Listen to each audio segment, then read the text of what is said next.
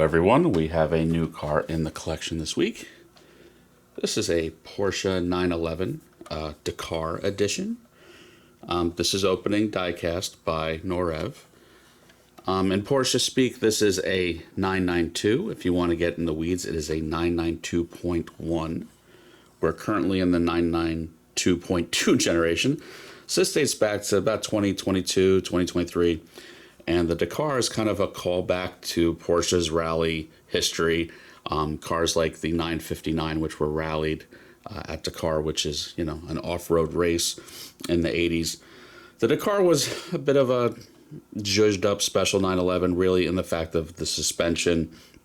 It had a few unique pieces, some of the body cladding and whatnot, but it was mainly known for its adjustable suspension that kind of turned it into a more practical four-season. I mean, I can't imagine off-roading a 911, but I guess you technically could with the increased ground clearance. It's a kind of an oddball car. Lamborghini wound up doing the same thing with the Huracan Starato. It's just, I don't know, kind of a weird fad. It's not really my thing. But these were based on the GTS trim. They had a 3-liter twin turbo, flat sixes, pancake sixes, boxer sixes, whatever you'd like to say. A little under 480 horsepower, still quite quick. You could not get a manual in these. So these are the 8-speed PDK. If you can make it out, this does have carpeting. You could actually hear the carpeting if you're into ASMR. There you go. There's really not much to see in terms of an engine. In this generation, you wouldn't see anything when you pop the hood, maybe a fan or two and an oil cap. So 911s are not very interesting to see mechanically. This does not have a hood pop. I think the hood does open, if I can get it open. This is when a crevice tool would be nice, but there's not too much to see under the hood anyway, I promise.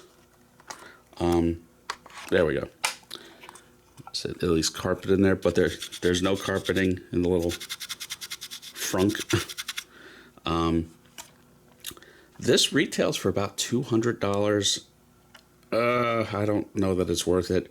You do have photo etched brake rotors with some semblance of the fact that they're drilled. Wheels and tires are fine. The tire treads are nice and chunky. I'm not seeing $200 here. I paid $115 diecast wholesale models. That price, I'm not mad at it. I think it's fine for opening diecast. The special part of this model is this switch here, which adjusts the suspension height from low to high. I think that's really neat because it's the coolest part of what makes this car the Dakar edition. So that's cool. You judge if you think it's worth it. Almost $200.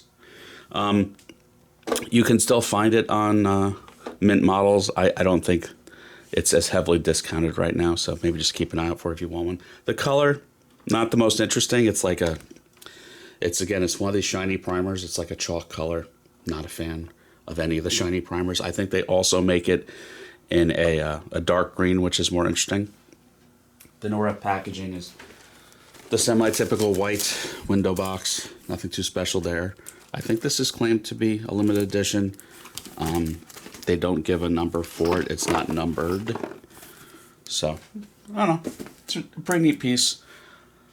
There's so many 911 derivatives. I don't know if I need them all. There's the ST and there's the R, and just it's a lot of 911s. But this one I think is a little bit more unique. I think Spark or some of the other companies might make it in sealed resin. In the simulated rally livery, that's kind of interesting. But again, sealed resin versus diecast, I do try and choose diecast. So that's it for this week. Everyone have a good one. Please like and subscribe.